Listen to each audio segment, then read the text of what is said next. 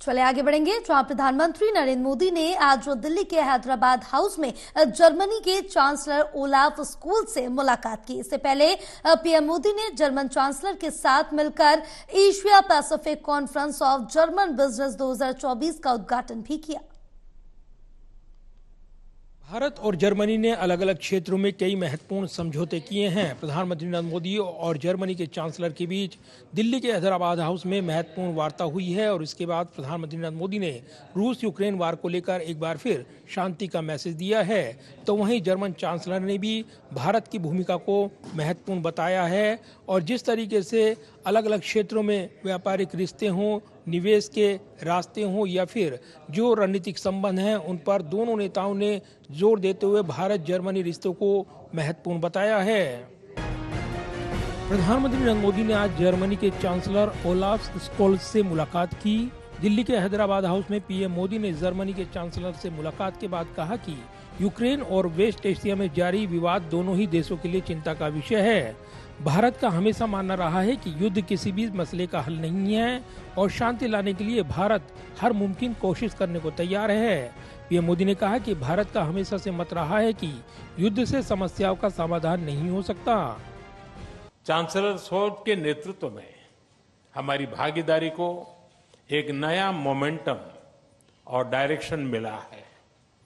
Germany की focus on India strategy के लिए मैं चांसलर शोल्ज का अभिनंदन करता हूं।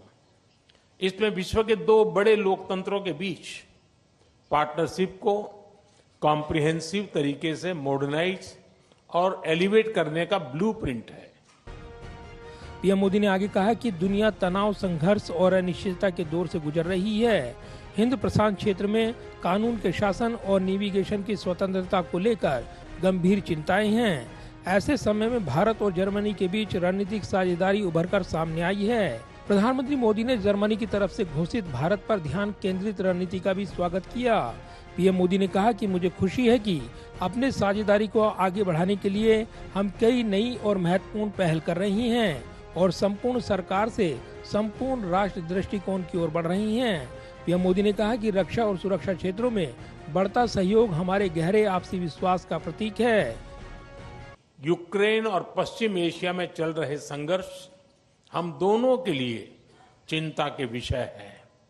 भारत का हमेशा मत रहा है कि युद्ध से समस्याओं का समाधान नहीं हो सकता और शांति की बहाली के लिए भारत हर संभव योगदान देने के लिए तैयार है।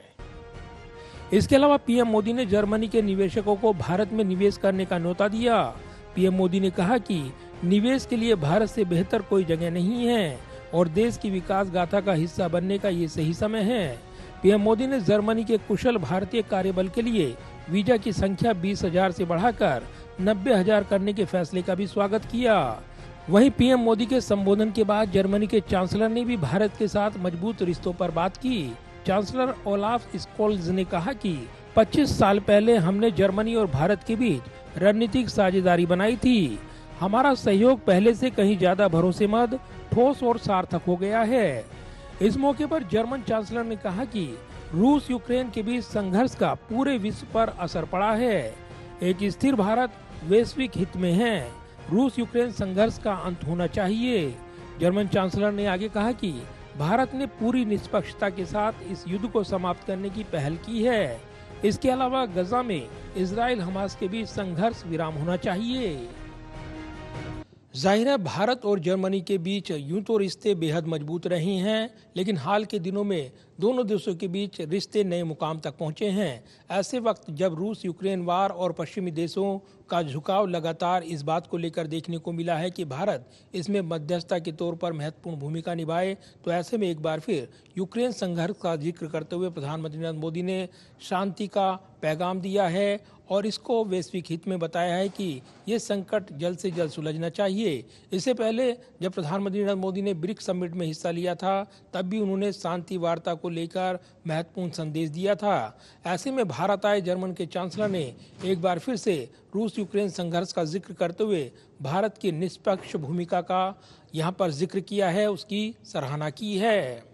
कैमरामैन विदा ब्रिक के साथ प्रदीप कुमार, टोटल न्यूज, दिल्ली।